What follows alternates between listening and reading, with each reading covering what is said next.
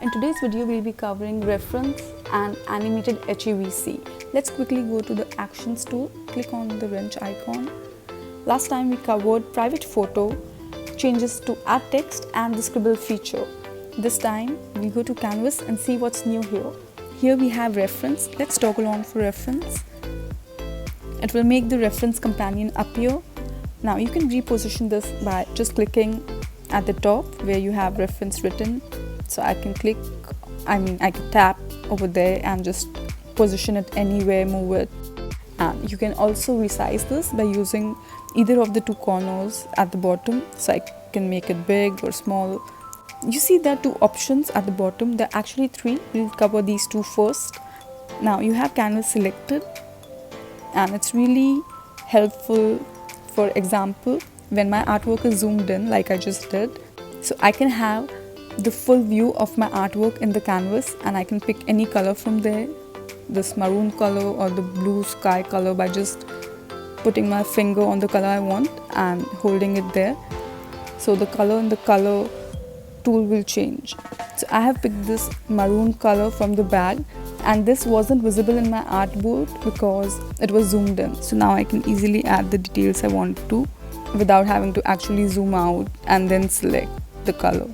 So it's really handy that way. It's also very handy to check if I have closed all the lines or just making sure that everything's perfect. So I see that there's an inconsistency here.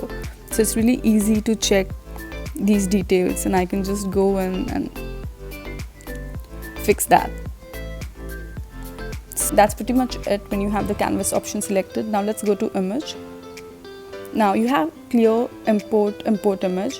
The funny thing is that earlier I thought that, oh wow, now I won't waste a layer when I am importing an image because it doesn't come over here in the layers tab, but I was actually wrong. Now if I click on import, it tells me that maximum limit of 19 layers reached. I'll do that again here. So I'm actually going to delete this layer, and now it will let me import the image. So I'll click on import image, and I'm going to select the reference for this. So this is the reference picture, and now this again is very useful because sometimes you sit with your mobile phone or that photo you want to use as a reference, but now you have the reference in the workspace itself. So it's the same thing. I can pick colors and I can zoom in, zoom out. I can even rotate it. I can't do that in the canvas option, but I can really rotate it and see how I like it if I want to change the orientation. One thing I forgot to mention is that you can tap on the picture in your reference companion to hide all these options, and then you can tap on it again to make them visible. So it's really useful, as the name suggests, to have a reference, and you can even pick colors, zoom in, zoom out, and make your work faster. If you think about it, you don't really have to restrict yourself to importing images which you will use as reference images for your drawing. You can also import reference images for a new style you're trying or something that will help, for example, a color palette. So that was image. The third option is face, which is not seen because I have an older version of the iPad and because of some hardware limitation. So let's watch the recording of my friend Mehek's iPad, which actually has this feature. We'll go in Actions, Canvas, Reference, and she already has the third option, which is the face selected, and you can see that it allows you to project the artwork on your face, and you have these plus sign in green, which is actually to map your eyes, nose and mouth. You can even draw something on your face, and it's like live painting on your face. So it's really cool. And there is another way to activate this third option, which is the face or the face paint option, which is actually going in the new canvas, and you'll have it as the canvas preset. So that's another way to access it, and it's really cool. So that was our new reference feature. Thank you, Mehek. Now we're going to move on to animated HEVC. Actions tool, and we'll see a new feature, which is animated HEVC, which is the last option. I'm not able to scroll, so I'm just going to change the orientation, and there you can see it, animated HEVC. HEVC stands for high efficiency video coding, and the great thing about this is that it lets you export high resolution or better quality animations with transparent backgrounds, and it actually takes less space on the storage, so that's why it's a great option. So I'm going to go in gallery for this, because before you create an animated HEVC file, it's important to have the correct preset. So I'm going to go in plus in the top right corner, and right next to new canvas there's one more plus sign, so we'll go there and go in color profile to make sure that we have selected the first color profile, and we'll go in time lapse settings and make sure that we have switched on the toggle button for HEVC. Now we'll go to create. If you want to change the dimensions, you can do all that, and you have your units over here, so all that will be covered in another video. But let's say everything's perfect, so I'm going to go and create now.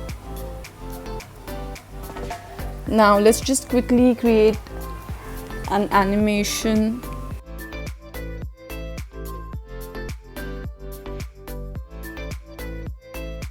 Now if I go and actions tool, share animated HEVC, just go over here to reduce the frame per seconds. Let's make it 6. Okay, so it shows me that the estimated file size is 294 KB, and I'm going to keep the transparent background option on, and I'm going to export this. So you can see that it's exporting. Okay, now let's look at the other options we have here to export. You have your animated GIF. So if you go in GIF, it gives you transparent background. Estimated file size is 29.4 MB. So I'm not going to actually export this, but it's a lot more than animated HEVC.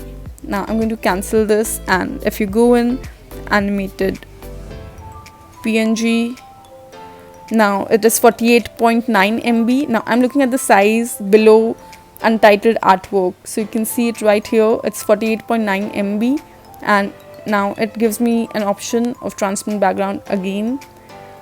And if I go in animated MP4, I actually don't get the option of having a transparent background. So I'll go and cancel, and maybe if I even take out the background from this artwork and I go and export an animated MP4, it still shows a background, though file size is estimated the same, 294 KB. I can't get transparent background in this. So that's why animated HEVC is a great option. I hope you enjoyed this video and you learned something. I'll see you next time. Bye.